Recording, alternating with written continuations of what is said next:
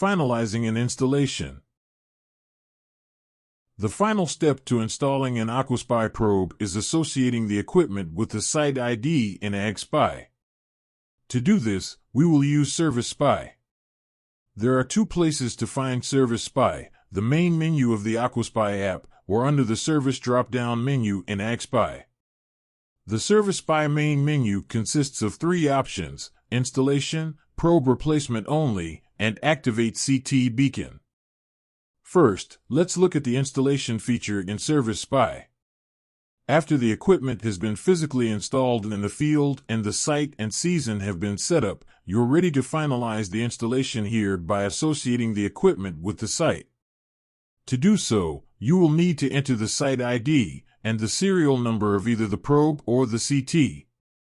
The equipment will also need to be turned on and communicating with the server to be recognized. Enter the ID and serial number, then press Validate. On the next page, you will be able to view important site details such as equipment serial numbers and GPS coordinates. On the right, you will see a list titled Sensor Moisture Value, which shows the last recorded moisture data for each sensor. Sensor readings that deviate too far from the sensors near it will be highlighted in red. This can indicate a faulty sensor or an air pocket around the sensor. Installing a new probe or reinstalling the current probe may be necessary. There are also two probe settings that can be configured here: Install Depth and Active Sensors. Install depth refers to the depth below the soil surface of the uppermost sensor installed.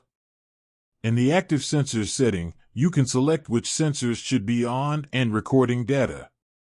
For example, if a 12-sensor probe was installed but the top 6 inches of the probe are sticking out above the soil surface, you should set the install depth to 2 inches and the active sensors to bottom 11. This will turn off the top sensor that is sticking out of the ground and set the correct depth for the rest of the sensors to ensure the highest degree of accuracy. If the details and settings are all correct, you may now click Complete to finalize the process. If you have multiple probes to install, simply click Reset to reset the form and start the process over for a new site.